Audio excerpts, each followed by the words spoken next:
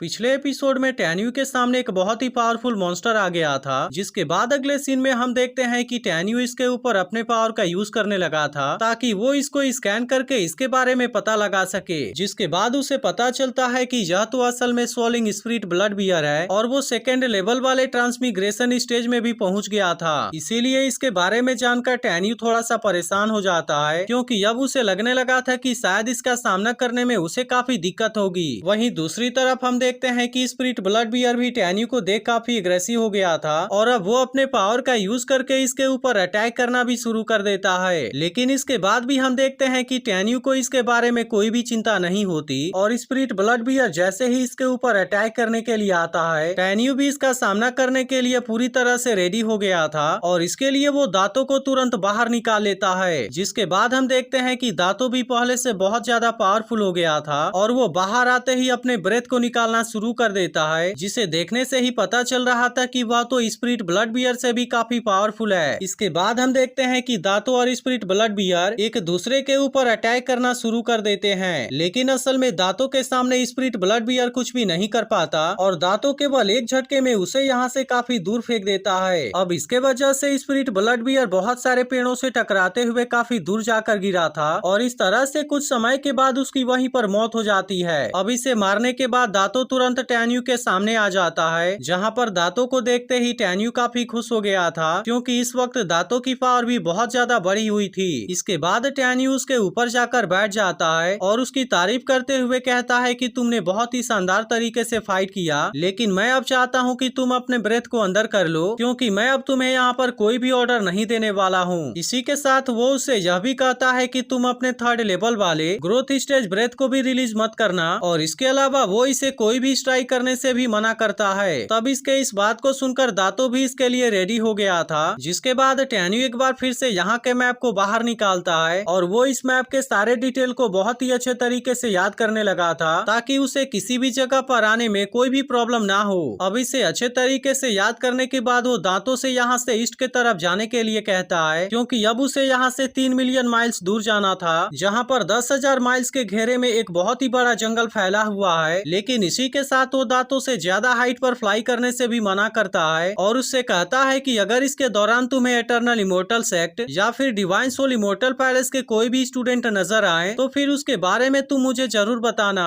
तब इसके बारे में सुनकर दांतों भी हाँ में अपना सिर हिलाता है, लेकिन असल में दांतों को अभी पता नहीं था कि उन दोनों सेक्ट के स्टूडेंट कैसे दिखते हैं। इसीलिए टैन्यू इसके सामने बहुत सारे ड्रेस को ला देता है और फिर उससे कहता है कि मैंने जिन 2 सेक्ट के बारे में बात किया, उन दोनों सेक्ट के स्टूडेंट बिल्कुल इसी तरीके के ड्रेस को पहनते हैं, जिसके मदद से तुम उसके बारे में पहचान जाओगे। यह देख दांतों भी इसके बारे में बहुत ही अच्छे से याद कर लेता है। जिसके बाद दांतों भी टैन्यू के साथ में फ्लाई करते हुए काफी तेज स्पीड से यहाँ से जाने लगा था, क्योंकि ये दोनों अभी यहाँ से काफी दूर जाने वाले थे और इसीलिए वो नहीं चाहता था कि उसके वजह से टैन्यू को इसमें देरी हो। अब इस तरह से ये दोनों फ्लाई करते हुए यहाँ से काफी दूर चले गए थे। जिसके बाद हम देखते हैं कि टैन्यू एक जगह को देखकर अचानक से वहीं पर रुक जाता है और वो इस जगह को बड़े ध्यान से देखकर इमोशनल होने लगा था और ऐसा लग रहा था कि वो इस जगह से बहुत ही ज्यादा कनेक्टेड है। जिसके बाद हम देखते हैं कि वो यहाँ पर 2 कबीलों के जाइंट गॉड के बारे में बात करने लगा था और वो इसके बारे में याद करते हुए काफी उदास भी हो जाता है और फिर कहने लगता है कि केवल मेरे लिए इतने सारे लोगों ने अपना सेक्रीफाइस दिया था, इसीलिए मैं भी इसके बारे में नहीं भूलने वाला। और इसके बाद वो डिसाइड करता है कि वो इस बात का अपना बदला जरूर लेगा। लेकिन तभी इसी बीच हम देखते हैं कि इसके रिंग के अंदर कोई हलचल होने लगी थी और इसके कुछ देर के बाद किसी जगह से एक बैच गायब हो जाता है, जिसके बारे में देख टैन्यू समझ गया था कि उसके सेक्ट का एक स्टूडेंट मारा जा चुका है। इसीलिए अब वो यहाँ पर ज्यादा देरी नहीं करना चाहता था और फिर दांतों से कहता है कि अभी इसके बारे में दुख मनाने का टाइम नहीं है, क्योंकि किसी न किसी दिन हम दोनों कबीले के जाइंट गॉड के मौत का बदला जरूर लेंगे और इसके अलावा इसमें जितने भी डिवाइन ड्रैगन मारे गए थे हम उनका भी बदला जरूर लेंगे। इसके बाद टैन्यू दांतों से कहता है कि मैंने अभी कुछ देर पहले तुम्हें जिस जगह के बारे में बताया था तुम मुझे तुरंत वहाँ पर ले चलो, क्योंकि हम अपने बाकी साथियों से भी वहीं पर मिलने वाले हैं। तब इसके बारे में सुनकर दांतों भी तुरंत इसके लिए रेडी हो जाता है और वो टैन्यू को तुरंत वहाँ से लेकर जाने लगा था। अब इस तरीके से ये सभी फ्लाई करते हुए एक दूसरे जगह पर आ गए थे, जहाँ पर टैन्यू अपने पावर का यूज करके इस जगह को स्कैन करने लगा था ताकि उसे पता चले कि क्या यहाँ पर उसके सेक्ट का कोई स्टूडेंट है। वहीं दूसरी तरफ हम एक लड़की को देखते हैं जिसे कि 2 लड़कों ने घेर लिया था और वो इसे काफी परेशान करने लगे थे। जिसके बाद हम देखते हैं कि लड़की भी इसके ऊपर काफी गुस्सा हो गई थी और वो इनसे कहने लगती है कि तुम दोनों तो मरना डिजर्व करते हो और इसीलिए अगर मैं यहाँ पर मर भी गई उसके बाद भी मैं तुम दोनों को नहीं छोड़ूंगी। लेकिन अभी भी हम देखते हैं कि वो लड़के इसके किसी भी बात को सुनने के लिए रेडी नहीं थे और वो उससे कहने लगते हैं कि अगर तुम हमारी बात को मानने के लिए रेडी हो जाओ और अगर प्रॉमिस करो कि फ्यूचर में तुम हमें बहुत ही अच्छे तरीके से सर्व करोगी तब उसके बाद मैं तुम्हारे बारे में अपने इटर्नल इमॉर्टल सेक्ट के स्टूडेंट से बात करूंगा और उनसे कहूंगा कि वे तुम्हें ना मारें। अब इस तरीके से वो दोनों लड़के इस लड़की के साथ में बदतमीजी करने लगे थे और उससे कहने लगते हैं कि क्या तुम इसके लिए रेडी हो, क्योंकि अगर तुम यहाँ पर मारी गई तो यह चीज तुम्हारे लिए बहुत ही ज्यादा बुरी होगी। लेकिन इसके बाद भी हम देखते हैं कि वो लड़की इनके बात को मानने के लिए रेडी नहीं होती और इनको गाली देते हुए कहती है कि अगर मुझे यहाँ पर मरना भी पड़े तो उसके बाद भी मैं तुम दोनों के हाथों में नहीं आना चाहती। और अब इतनी बात कहने के बाद वो अपने तलवार से अपने गर्दन को काटने के लिए रेडी हो जाती है। लेकिन तभी दूसरी तरफ हम देखते हैं कि टैन्यू को भी इसके बारे में पता चल गया था और वो इसे देखते ही उसे ऐसा करने से मना करता है और इसी के साथ वो उसे बचाने के लिए भी वहाँ पर चला गया था। लेकिन इसके वहाँ पर पहुँचने से पहले ही वो लड़की अपने गर्दन को काट लेती है और इस तरीके से उसने अपने इज्जत को बचाने के लिए खुद को मार दिया था। तभी टैन्यू यहाँ पर आकर उसे बचाने की कोशिश करने लगता है और उस लड़की से कहने लगता है कि आखिर तुम्हें ऐसा करने की क्या जरूरत थी, क्योंकि अगर तुम्हारे मन में उन दोनों के लिए हेट था तो फिर इसके लिए तुम्हें उनसे बदला लेना चाहिए था। इसके बाद वो लड़की से कहने लगता है लेकिन अब इसके बारे में तुम चिंता मत करो क्योंकि मैं तुम्हें बचाने के लिए यहाँ पर आ गया हूँ। तब इसके ऐसे बातों को सुनकर वो जख्मी लड़की अपनी आंखें खोलती है और फिर टैन्यू से कहने लगती है कि अब ऐसा करने की जरूरत नहीं है क्योंकि मेरे अंदर इस दुनिया में जीने की कोई भी चाहत नहीं बची है। और अब इस बात को कहते हुए वह काफी उदास हो गई थी और इसके बाद वो अपनी पूरी ताकत जुटाते हुए टैन्यू से कहती है कि क्या तुम मेरे साथ में एक प्रॉमिस को कर सकते हो और क्या तुम मेरे इस हालत के लिए उनसे बदला लोगे।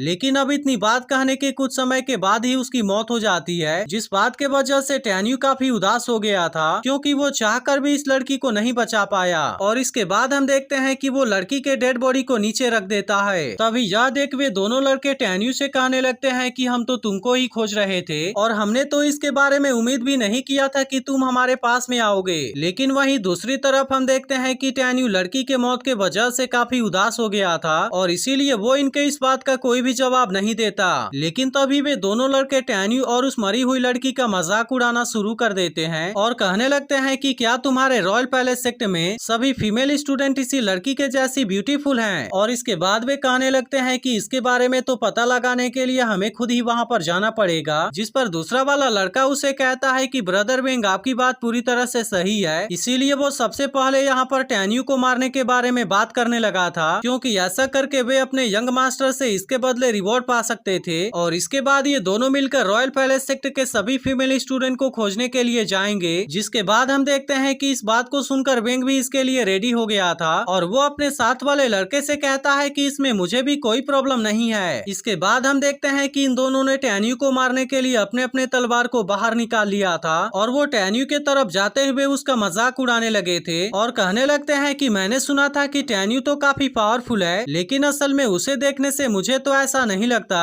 और इसीलिए इनको लग रहा था कि वे दोनों टैन्यू को यहाँ पर बहुत ही आसानी से मार देंगे और फिर वे दोनों इस पर अटैक करके इसे मारने के लिए रेडी हो जाते हैं। लेकिन वहीं दूसरी तरफ हम देखते हैं कि टैन्यू इनके ऊपर बहुत ही ज्यादा गुस्सा हो गया था और फिर खड़ा होते हुए कहता है कि तुम दोनों मरना ही डिजर्व करते हो। और इसके बाद एपिसोड यहीं पर एंड हो जाता है।